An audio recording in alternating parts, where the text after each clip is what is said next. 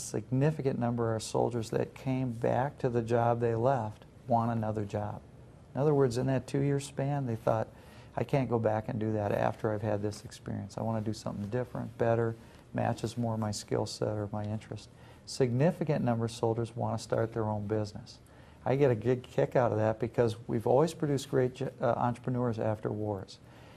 I always tell soldiers, you take orders long enough and you'll want to be the boss. And so we have the Small Business Administration working with us, and every time we offer a seminar, we get 60 to 90 soldiers that want to find out how to start a business. We're going to have great entrepreneurs here in Minnesota that have been to combat. I want to kind of come back a little bit to the medical community because I think that's so important as we talk about the entire reintegration process and getting these folks back to a new normal.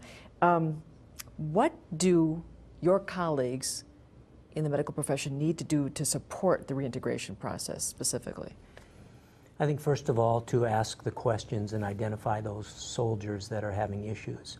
You know, it's easy to see a soldier who has had a physical issue. And the Army is really good at dealing with those, as is everybody else.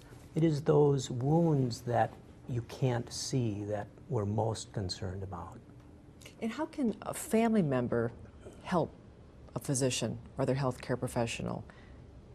Go to the appointment, first of all, because many soldiers will either not say anything or minimize the issue. And having the spouse there to say, wait a minute, in fact, you haven't slept in about a week. And oh, by the way, you bark at the kids, and you won't let anybody use the car keys, and all of the other issues that arise. So bring the family members with. You'd agree with that, Chaplain? I wouldn't. Let me piggyback on that. Physicians, please look at our families through the whole cycle of our separation. In the run-up to war, you're going to see some secondary symptoms presented: strep throat, stomach aches in kids, nightmares, kids that were potty trained, now bedwetting. You're going to see spouses with an unbelievable amount of stress, come in headaches, depression. They're all anticipating somebody's death. We're about to send somebody to war. During the combat deployment separation, you're going to see a host of issues in our families. No family is going to come in and say, Doc, I'm suffering from wartime separation. But that's what they're suffering from. And they need to be connected with all kinds of ancillary support services. When the war is over and the soldier comes home, there's another host of issues, and the doctors alluded to that, in the soldier, but there is in the family. There's some anger in some families. Again, some kids regress in behavior. There's some sleep disturbances, and there's exhaustion on the part of whoever took care of those children, and on those parents that agonize for their single soldier who was overseas or their married soldier. So there's a lot of other issues that a sensitive physician asking some questions. Hey, you got somebody in the service? They go to Iraq, Afghanistan. How are you doing? Well, you know, Doc, I don't sleep well. Really? Now let's get at the issue here. And I think you'll find many things there that need to be addressed. Excellent advice. If a family member, once their soldier is home, senses something is wrong, what's the first step? What do they do? Again, we are providing those mental health providers at each armory, and that would be an excellent way to approach, because they can do it either with their service member or on their own and find out exactly what the resources are. At the end of the day, I'll give one number that links all these services: 188-LINK-VET. And any family member, any concerned person can call that number 24/7, get a trained counselor that can connect them to a plethora of services. So we have all kinds of great services in Minnesota. Not always easy for a family to know where to go. That's a starting point for anybody.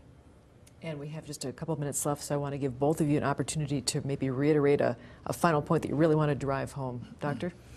I think the main thing is just to recognize that all of these readjustment issues are normal, and that we can anticipate that the vast majority of soldiers will go through each step, but in the end of the day, they'll be just fine, and they will be excellent citizens, as Chaplain Morrison has said, and they're going to do well. And the most important thing is just to pick up those folks who aren't doing as well.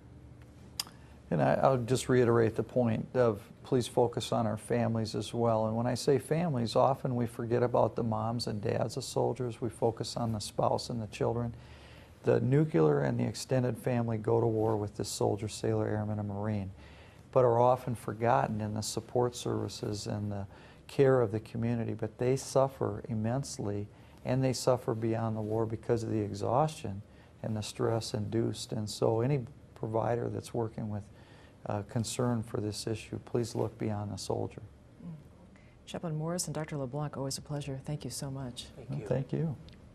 Well, we are about out of time, and as we've heard, there have been thousands of local soldiers called into active duty since 9/11. Many lives have been touched by those soldiers, so it's important our communities reach out to help when it's needed.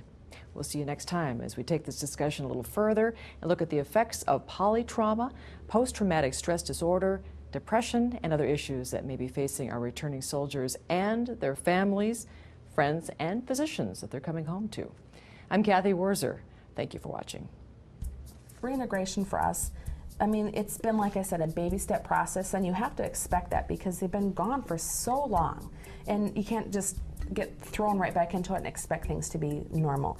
Like you said, it's a new normal, and it's a baby step process, and you have to take the time for one another. With your child, if you have teenagers or older kids, literally, it's one-on-one time that you have to take with these children. Because until they know that Dad, yeah, still remembers me, he still loves me, he still gets me, and can feel it and see it, it's not going to feel real to them, I don't think, and it doesn't feel real to us as a spouse even. Joining Forces, Home Again is a co-production of Health Partners Institute for Medical Education, a nationally recognized provider of continuing education for health professionals, and TPT's Minnesota channel.